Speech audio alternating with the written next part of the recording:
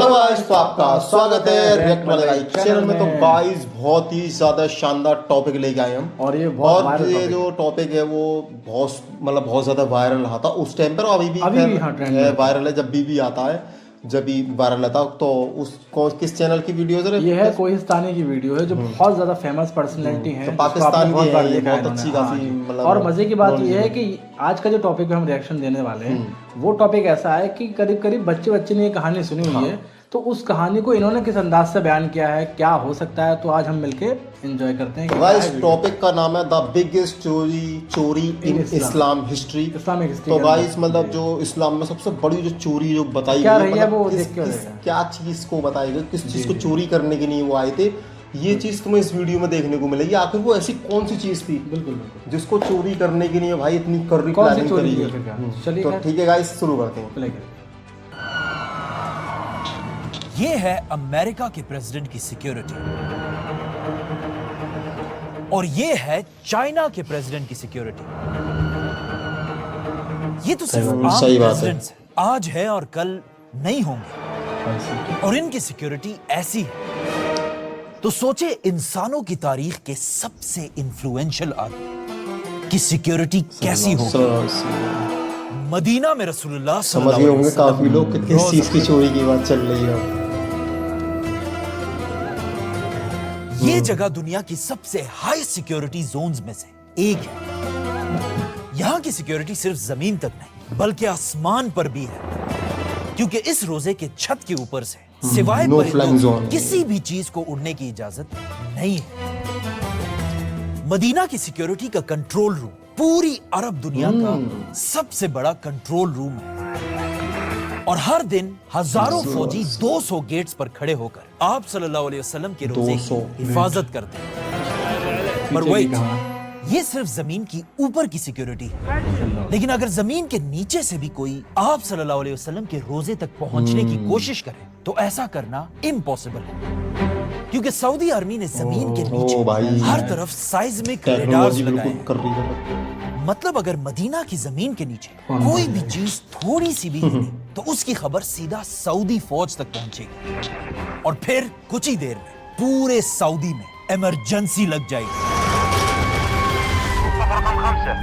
लेकिन ये सब तो सिर्फ आज की सिक्योरिटी है, लेकिन ऐसा हमेशा से नहीं था, बल्कि कहा जाता है आज से 1000 साल पहले 2 लोग ऐसे थे जिन्होंने आप सल्लल्लाहु अलैहि वसल्लम के रोजे के अंदर घुसने की कोशिश की थी, और ऐसा करने के लिए उन्होंने एक बहुत ही खतरनाक प्लान बनाया था।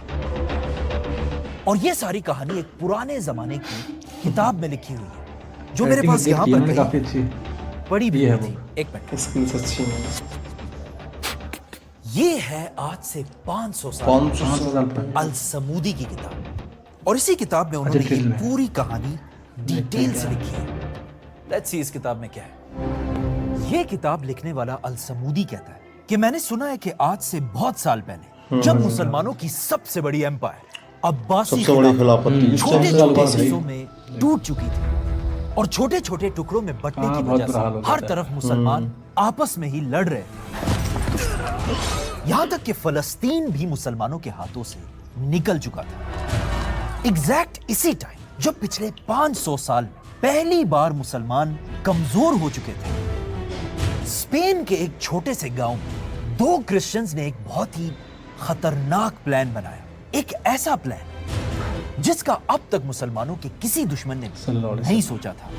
मदीना में आप सल्लल्लाहु अलैहि वसल्लम के रोजे के अंदर घुस के आप सल्लल्लाहु अलैहि वसल्लम के जिस्म अपने साथ ले जाना। लेकिन ऐसा करना कोई आसान काम नहीं था, इसीलिए सबसे पहले इन दोनों ने अपना इस्लामिक गेटअप बिल्कुल बदल दिया। मुसलमानों की तरह दाढ़ी रखी और मुसलमानों की तरह कपड़े पहनकर ये दोनों मदीना की तरफ रवाना हुए। जैसे ये दोनों मदीना पहुंचे, इनकी लंबी लंबी दाढ़ी और कपड़ों को देखकर मदीना वालों को लगा कि ये तो बहुत नेक लोग हैं, और इन दोनों ने मुसलमान होने की इतनी अच्छी एक्टिंग की कि इन्हें मदीना में रसूलुल्लाह सल्लल्लाहु अलैहि वसल्लम के रोजे के बिल्कुल पास ही एक घर मिला। और ये दोनों पब्लिक भी इतनी थी ना, जिसके बाद ये दोनों हर दिन अच्छे मुसलमानों की एक्टिंग करते थे। लेकिन जैसे ही रात होती थी, रात के अंधेरे में ये दोनों अपने खतरनाक प्लान पर काम शुरू करते थे। फॉर एग्जाम्पल ये रसूलुल्लाह सल्लल्लाहु अलैहि वसल्लम का रोजा है और इस रोजे से सिर्फ इतना दूर इन दो आदमियों का घर था। इन दोनों ने अपने घर के अंदर से जमीन को खोदना शुरू किया ताकि ये अपने घर से एक टनल बनाकर रसूलुल्लाह सल्लल्लाहु अलैहि वसल्लम के रोजे तक पहुंच सके और आप सल्लल्लाहु अलैहि वसल्लम के जिस्म मुबारक को मदीना से अपने साथ ले जाए। ये दोनों रात को टनल्स खोदते थे और दिन में ये सारी मिट्टी अपनी बोरियों में डालकर पास ही एक कब्रिस्तान जगह जगह फेंक देते थे। ये इतना खतरनाक प्लान था कि मदीना के किसी मुसलमान को इन दोनों पर शक नहीं मुझे लगता है बल्कि उन्हें लगता था कि वही तो सारी रात इबादत करते हैं। आहिस्ता आहिस्ता ये दिन इबादत कर रहे हैं भाई, और इन चोरी दोनों का करने जा रहे हैं। आप सल्लल्लाहु अलैहि वसल्लम के रोजे के करीब पहुंचने लगा और इवन इन्हें भी ऐसा लगने लगा था कि अब उनका ये प्लान कोई नहीं रोक यार ये ऐड ना एंड टाइम पे क्या आते आप हैं, इस बिल्कुल स्टॉक मार्केट में परेशान इन्वेस्ट करने करना के चाहते लिए। हैं? स्किप करो और अभी। कंफ्यूज हैं कि कौन सा ऐप चूज करें? Don't worry, download grow. भी ऐसा लगने लगा था कि अब उनका ये प्लान कोई नहीं रोक सकता। लेकिन अचानक उसी रात मदीना से बहुत दूर मुसलमानों के कैपिटल दमिश्क, मुसलमानों के सुल्तान नूरुद्दीन जंगी ने दमिश्क ख्वाब सीरिया की कैपिटल है इस टाइम में। इस किताब में लिखा है कि नूरुद्दीन के ख्वाब में अच्छा, ख्वाब में देखा ना। रसूलुल्लाह सल्लल्लाहु अलैहि वसल्लम उसके पास है और आप कुछ सल्लल्लाहु चोरी अलैहि कर रहा वसल्लम ने नूरुद्दीन जंगी को इन दोनों के खतरनाक प्लान के बारे में बताया और इसमें लिखा है कि आप सल्लल्लाहु अलैहि वसल्लम ने नूरुद्दीन से कहा, ऐ नूरुद्दीन मुझे इन दो गुंडों से बचाओ।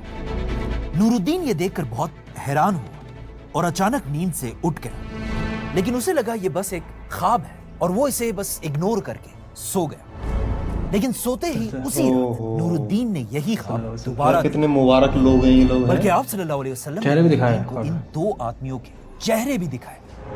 इस बार भी नूरुद्दीन दोबारा इस ख्वाब को ख्वाबों में यार नबी सो की गया। ज़ियारत होती लेकिन बार दिखाया। तीसरी बार भी जब नूरुद्दीन ने यही ख्वाब दोबारा देखा, उसे समझ आ गई कि जरूर यहाँ से बहुत दूर मदीना में कोई ना कोई गड़बड़ जरूर हो रही है। नूरुद्दीन फौरन उठा और अपने गार्ड्स को रेडी होने का हुक्म दिया और फिर फुल स्पीड दमिश्क से मदीना की तरफ रवाना हुआ।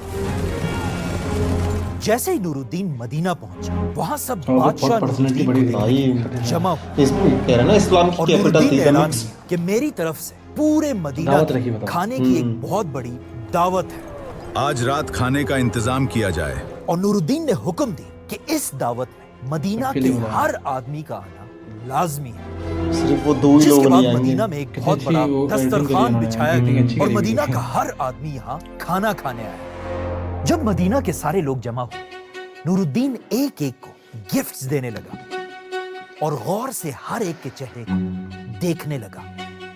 लेकिन बहुत ढूंढने के बाद भी नूरुद्दीन को वो दो लोग नजर नहीं आए जिन्हें नूरुद्दीन ने अपने ख्वाब में देखा था। यही से काफी कुछ और एक्सप्लेन आखिर करने जब में सब आसानी खाना हो खाकर गई है चले, आजकल। नूरुद्दीन ने उनसे पूछा कि क्या इस दावत में मदीना का हर आदमी आया था? ओ लोगों ने कहा हाँ, सब आए थे सिवाय दो लोगों के, क्योंकि वो दो लोग हर टाइम इबादत में बिजी होते हैं और स्पेशली रात को तो ये दो कुछ ज्यादा ही इबादत करते हैं और हर वक्त अपने घर में ही रहते हैं। ये सुनते ही नूरुद्दीन को नबी समझ आ ने गया और सल्लल्लाहु वो अलैहि वसल्लम ने सीधा बता भी था मदीना कि में वो दो इन लोग दोनों हैं। के घर पहुंचा चेहरा दिखाया था ना, तो चेहरा और पहचान जैसे ही लिया। नूरुद्दीन ने इन्हें देखा, नूरुद्दीन हैरान रह गए क्योंकि ये वही दो लोग थे जिन्हें नूरुद्दीन ने अपने ख्वाब में देखा था। नूरुद्दीन फौरन इन दोनों एडिटिंग के कितने घर फिट के कर दी अंदर उन्होंने। और इस घर के अंदर हर एक चीज को चेक करने लगा और आखिर जब उसने जमीन से एक कारपेट उठाया, रास्ता दिखाई दिया। यहां उसे इस घर के अंदर वो टनल मिला।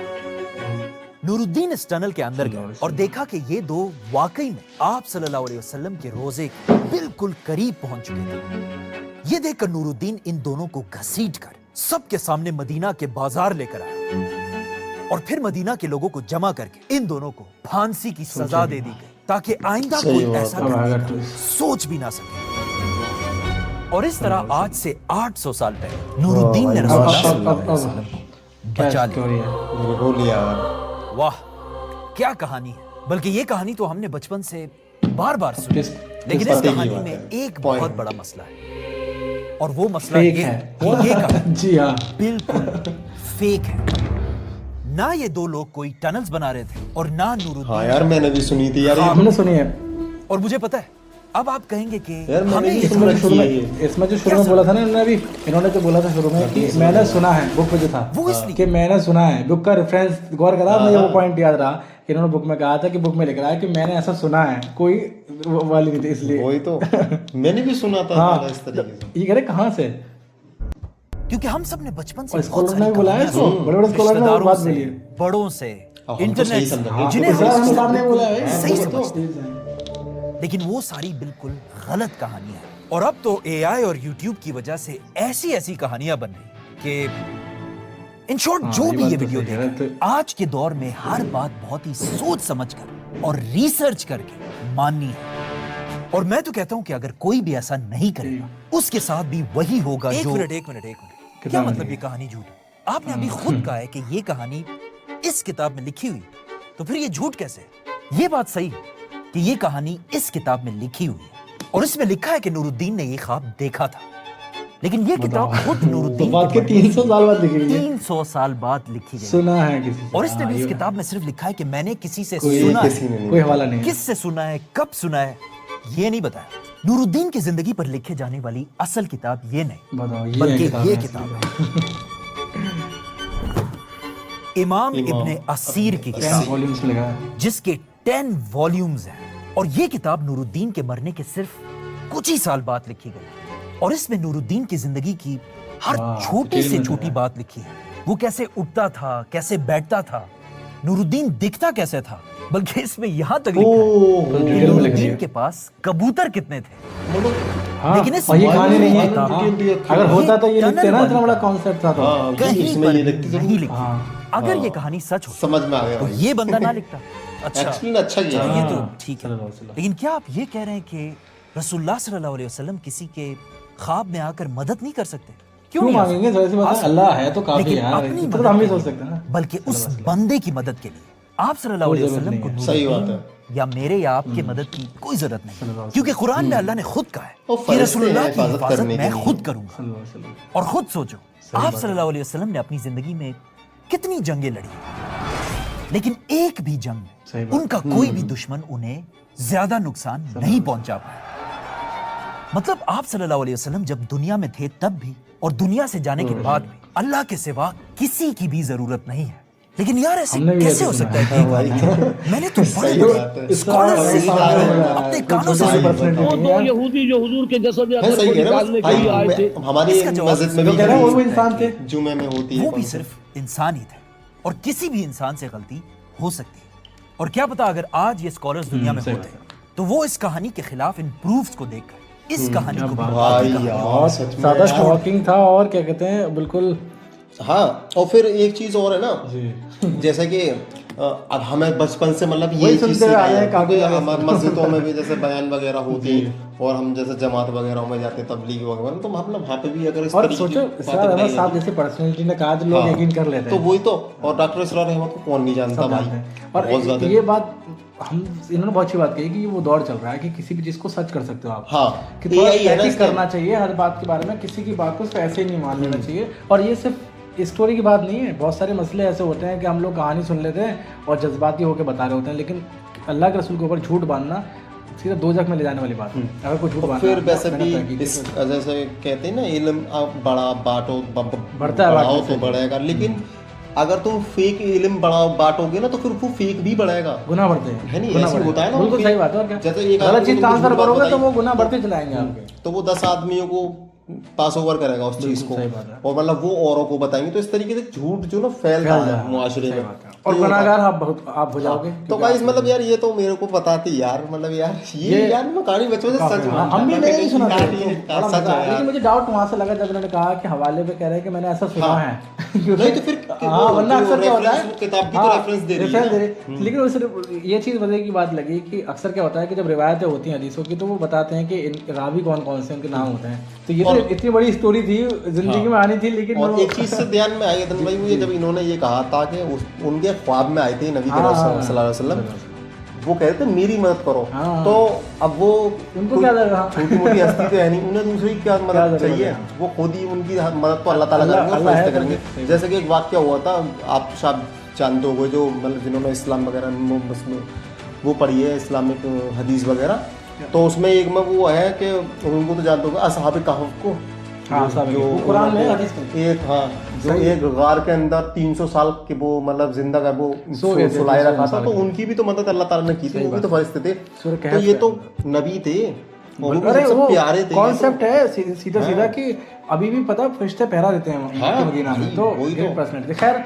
ये नया जानने को मिला है, तो इस वीडियो को प्लीज एंड तक जरूर और देखिएगा। भाई मुझे इन भाई की एडिटिंग तो बहुत ज्यादा शानदार लगी है इस बार। मतलब यार कसम से यार, आपने पहले तो कुछ बैकग्राउंड चेंज वगैरह कर बहुत अच्छा बनाया है माशाल्लाह से काफी, बहुत हाँ, अच्छी वीडियो एडिटिंग बहुत करी है अच्छी है। आपने। हमें बहुत पसंद और जिस तरीके के जो एआई का जो यूज किया है, मैं हमारी वीडियोस इस तरीके की है नहीं, हम एआई का यूज कर सकें, वरना तो हम भी जानते हैं, हम ऐसी बात नहीं है एआई को बट बहुत हाँ, अच्छी तरीके से बहुत कर अच्छा सकते वर्क हैं किया, हम। वीडियो बनाने में हाँ, बहुत लेकिन अच्छा भाई काम किया है। बहुत ज्यादा शानदार। तो ठीक है गाइस, वीडियोस में यही था। वीडियो पसंद आए तो वीडियोस को करो लाइक और चैनल को सब्सक्राइब। मिलते हैं इसकी अगली वीडियो, तब तक के लिए बाय बाय। दूसरी कौन सी है?